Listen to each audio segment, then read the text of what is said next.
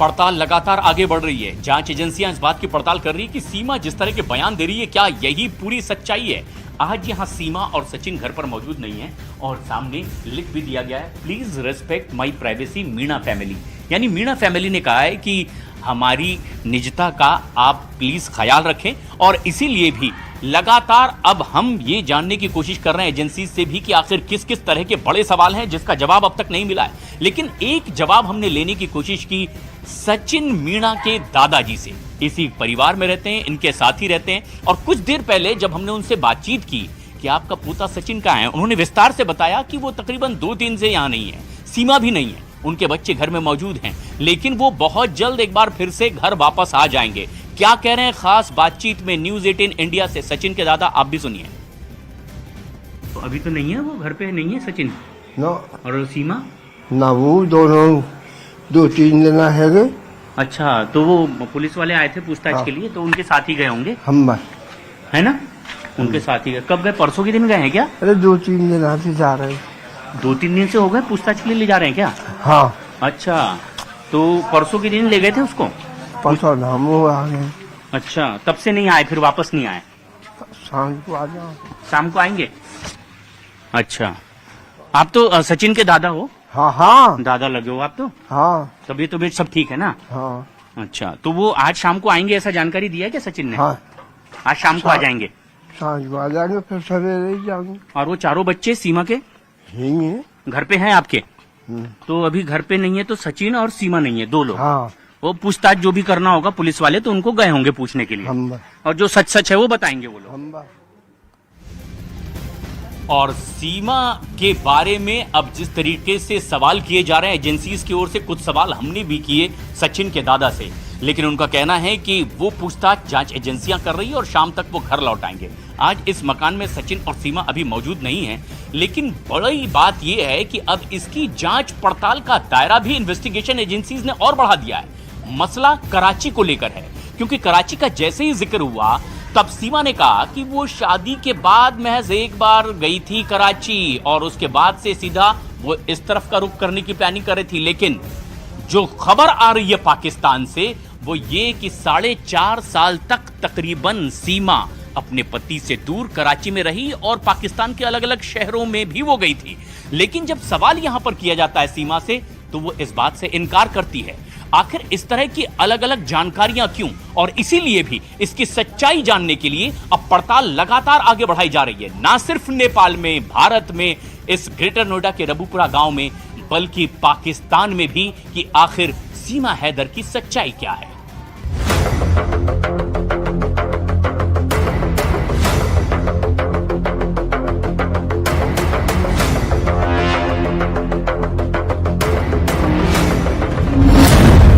कराची में सीमा ISI agent से मिलती थी। कराची में सीमा का हैंडलर कौन था? क्या सीमा हैदर हिंदुस्तान में प्लांट की गई? पाकिस्तान से आई सीमा हैदर धड़ल्ले से हिंदी बोले तो शक होगा ही। कराची से भारत आई सीमा हैदर मीडिया को धड़ल्ले से इंटरव्यू दे तो शक होगा ही। भारत आते ही सीमा का इस्लाम छोड़कर हिंदू बनना, भारत में रहने की जिद करना और पाकिस्तान की बुराई न करना जांच एजेंसियों के शक को पुख्ता करता है। पाकिस्तान में बहुत सारे लोग आपको बुरा भला बोल रहे हैं, हिंदुस्तान में भी बहुत सारे लोग आपके बारे में मीम्स बना रहे हैं, ट्विटर पे बहुत सारी पोस्ट हो रही हैं। आपको सुन के कैसा लगता है? बुरा लगता है? हिंदुस्तान में फिर भी आपको बहुत प्यार मिल रहा है। सर, पाकिस्तान के लोग कह रहे हैं कि तुम पाकिस्तान के बारे में, मैं पाकिस्तान के बारे में एक शब्द भी गलत नहीं कहा होगा। जिस कबीले से, जहाँ से मैं हूँ, सिंध और बलोच कबीले से, मैं उन्हीं औरतों की बात करती हूँ। मैं ये बात नहीं कहती कि पाकिस्तान गंदा है, पाकिस्तान में ऐसा है, पाकिस्तान में वैसा। मैं पाकिस्तान की कभी बुराई नहीं करी। जो शहर की लड़कियां हैं वो बहुत खुश हैं, अच्छे से रहती हैं। मैं अपने गांव की बताती हूँ, जहाँ मेरी शादी हुई, मैं उस गांव का बताती हूँ। सर, पाकिस्तानियों को मैं रिक्वेस्ट करूंगी कि मुझे इस तरह बिला वजह ना कहें। मैं मोहब्बत में आई हूँ, मैं वहाँ खुश नहीं थी तो मैं आ गई। तो खामखा के मुझे इस तरह गलत गलत बातें, मैं भी यूट्यूब चला रही थी ना, वहाँ पे तो देख रही थी किसी के फोन में, तब भी वो यही कह रहे थे कि सीमा पाकिस्तान के बारे में ऐसे क्यों कह रही है, सीमा पाकिस्तान के बारे में ऐसे क्यों कह रही है। तो ऐसा कुछ भी नहीं है सर, मैं पाकिस्तान को कुछ गलत नहीं कह रही। मैं ऐसी नहीं हूँ कि मैं उस देश छोड़ा उसके बारे में गलत बोलूंगी। हाँ, जो गलत होता था औरतों के साथ वो मैं बोलती हूँ। सीमा हैदर के एक बयान से जांच एजेंसियां उलझ कर रह गई हैं। पूछताछ के दौरान सीमा हैदर ने बताया कि पति गुलाम हैदर के बिना उसने करीब 4.5 साल तक कराची में गुजारा। इस नई थ्योरी के बाद जांच एजेंसियां उलझ कर रह गई हैं। अब जांच एजेंसियां सीमा हैदर का कराची कनेक्शन तलाश रही हैं, क्योंकि सीमा हैदर से पूछताछ के दौरान उसके पाकिस्तान के कई अलग अलग इलाके में रहने की जानकारी मिली है। सूत्रों के मुताबिक सीमा हैदर से अब उसके पाकिस्तान में सिंध प्रांत और कराची से जुड़े सवाल पूछे जा रहे हैं कि सीमा कितने दिन सिंध में रुकी थी और किसके घर में थी, वहीं कराची में किसके संपर्क में वो रही थी। सीमा पर शक इसलिए गहरा रहा है क्योंकि कराची में वो गुलाम हैदर के बिना तकरीबन 4.5 साल रही है। क्या कहीं सीमा ISI का प्लांट तो नहीं?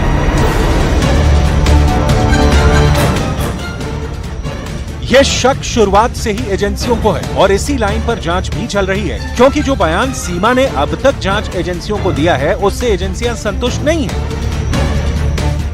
सूत्रों के मुताबिक सीमा हैदर सेना के कई अधिकारियों और जवानों को फ्रेंड रिक्वेस्ट भेजी थी। यही नहीं, सीमा ने अपने व्हाट्सएप प्रोफाइल में कश्मीर के पहाड़ों की फोटो लगाई हुई थी। सीमा हैदर इंटरनेट के जरिए दिल्ली NCR के कई युवाओं के भी संपर्क में थी।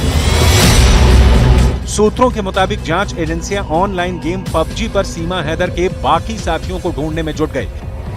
खुफिया एजेंसियों को शक है कि सचिन मीणा को साजिश के तहत इस खेल में ट्रैप करके लाया गया था।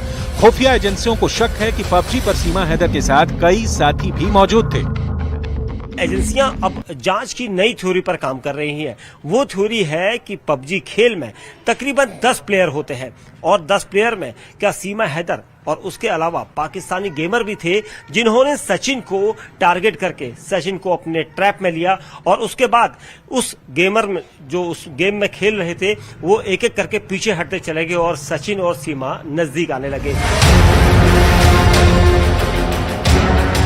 सीमा हैदर पर तमाम तरह के आरोप लगे। हिंदुस्तान से कम पाकिस्तान में सीमा हैदर को लेकर ज्यादा शोर हो रहा है और सरहद पार से सीमा की भाषा, उसके रहन सहन पर भी सवाल उठाए गए। जैसे आरोप लगा कि इतनी इंग्लिश और हिंदी बोलनी सीमा ने दुबई में सीखी। दुबई में काम करते वक्त सीमा के लिए ये भाषाएं सीखनी जरूरी थी। वो तमाम लोगों के लिए ख्वाब है, लेकिन वहां जब क्लब्स में लोग जाते हैं वहां इंग्लिश बोली जाती है और वहां की लड़कियां सीखती हैं इंग्लिश। इसने वहां से सीखी है इंग्लिश और ज्यादातर सुना है जिससे इसके राब्ते थे उससे ज्यादा इंग्लिश में ही बात होती है। और मैं इस बात पे क्रेडिट देता हूँ कि इंडिया की इंग्लिश बहुत, इंडिया में लोग इंग्लिश को भी अच्छा है, हिंदी को भी अच्छा समझते हैं, उर्दू को भी अच्छा समझते हैं, इंग्लिश को भी अच्छा समझते हैं। सारी जबान, सारी बोलियों की एक रिस्पेक्ट है, तो इसको सिखाई गई है। इसको प्रॉपर हिंदी जो है इसको आई आस्ता आस्ता नहीं आई, दुबई से आई है इसको, दुबई में। वरना आप उसको जिस जगह में ये रहती थी, अगर आप कहते हैं पाकिस्तान में, वहां सोच भी नहीं सकती इसको इंग्लिश आए। वहां पे इंग्लिश ये नहीं सीख सकती, दुबई में सीखी इंग्लिश। हालांकि सीमा के मुताबिक उसने अंग्रेजी के शब्द पाकिस्तान में अपनी तालीम के दौरान ही सीखे थे और वो बस अंग्रेजी के कुछ शब्दों का ही मतलब जानती है जो बोलचाल का हिस्सा है। ATS ने आपसे इंग्लिश में कुछ पढ़वा के भी दिखाया है? सर जैसे 2-3 चीज़ें होंगी, ऑलवेज हो गया, आसान लफ्ज़ों के मुझे मतलब पता है, पूरी अंग्रेजी मुझे नहीं पता। जैसे ऑलवेज हो गया मतलब हमेशा, जैसे गुड हो गया कि सही, इस तरह चीज़ें मुझे पता है और मैं बोल भी लेती हूँ। इसका ये मतलब नहीं कि मैं पूरी अंग्रेजी पढ़, अगर आप लिखा पेन से लिखा हो मुझे अंग्रेजी देंगे मैं नहीं पढ़ पाऊँगी। हाँ, अलग अलग जो शब्द होते हैं मैं उनको समझ सकती हूँ, बस समझ है मुझे। तो कैसे सीखा आपने? मतलब ये मैं पढ़ाई कर दी सर, गाँव में हमारे सरकार की तरफ से ही पढ़ाया गया था सर, मैंने वहीं से पढ़ा। और मैं होशियार थी सबसे, हम तीनों बहनें 5-5 ही पढ़ी, ज़्यादा नहीं पढ़ी, पर हमको समझ है। फिलहाल सीमा हैदर पर जांच एजेंसियों का शिकंजा कस चुका है। सीमा अभी किसी सेफ जगह पर है जहां एजेंसियां उससे कराची की डिटेल खंगालने की कोशिश कर रही हैं।